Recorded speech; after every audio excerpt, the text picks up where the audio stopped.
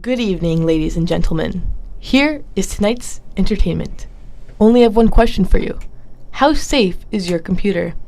Through the course of writing this story, there were many things learned, but none as important as getting to know your friendly neighborhood hacker. In this case, YYZ infiltrated one of their lairs, a man whose name has been hidden to protect his identity, who now goes by John Doe. Doe said many things about the hacking underground, and some of it was what you've read in the daily papers. The sincerity behind his voice and the passion for hacking he envelops is one of the key factors to figuring out the ghost behind the keyboard, the anonymous face but loud voice you may have encountered. Here is your in-depth one-on-one with John Doe, your friendly neighborhood hacker. John told YYZ he started hacking when he was a young boy, no more than 11 years old. It was a simple video game that got him started, and since then, he's never gone back. So I had this virtual furniture, and then one day, some guy hacked me. He stole all my shit. I was pissed. I didn't know what happened. Like, I just had some guy who just tricked me, and he was just like, oh, give me your password, and I'll double all of your Fernie and stuff. And I was in grade 4, so I don't know. I was like 12 years old. Doe said it was that unfortunate experience that taught him, if he wanted something, he could simply hack, a word he didn't even know existed at the time. Doe said this is when he learned all about social engineering, a simple tool many hackers use to bait their victims.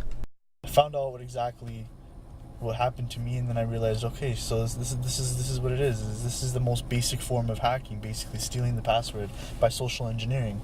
Social engineering is a tactic that all hackers need to learn, right? Social engineering is the art of like creating a story or convincing your slave. That's what we call our victims. We call them slaves, right?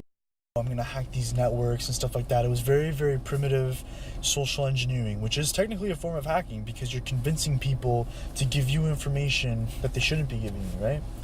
So at the age of like 10, 11, I was 10.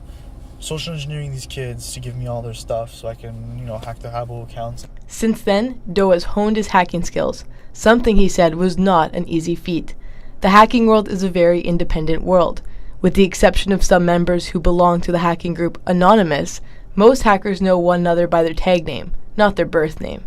While he may have learned to hack at the age of 11, Doe said one night in his car, learning the proper tools and coding to take on bigger projects was a difficult task when no one wants to teach you. I've, just taught myself how things work, like how computers work, how the internet works, programming languages, stuff like that. I spend most of my time just teaching these things like that. It's only recently in the past 2 to 3 years that I've actually gotten more into like actual hacking, like the process of hacking things like networks or cracking passwords or stuff like that. Although he was an independent hacker from the get-go, Doe mentioned he once reached out for help from a fellow hacker. Looking back on it now, though, he said what he did was stupid and emphasized hackers are not necessarily the most angelic people you can find. When I was younger, I've always when I started getting to the hacking scene, I started talking to other people that were more advanced in the hacking scene, and I just knew that it wasn't proper to ask somebody teach me how to hack because that shit gets you fucked. It's hard coming up to learn how to be a hacker because nobody wants to teach you. Nobody wants to help you. You're on your own. And if you show any sign of vulnerability or anything, they're gonna fuck you. Because they can. Some people are assholes, but some people are nice. Doe said it gets complicated when you bring in the hats. Not physical hats, but certain avatar hats that hackers associate themselves with. There are white hats and black hats. White hats are looked on as the angelic hackers, the hacktivists, a word that has sprung into conversation following the Occupy Wall Street movement and Anonymous.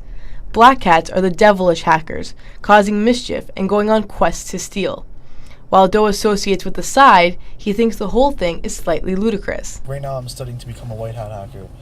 One day, I'll have a company come to me and just be like, hey, do you want to be our head of security and informatics and stuff, right? And then I hope to be that guy one day, but on the side, there's no such real thing as white hat hackers. I think it's all bullshit between black hats and white hats.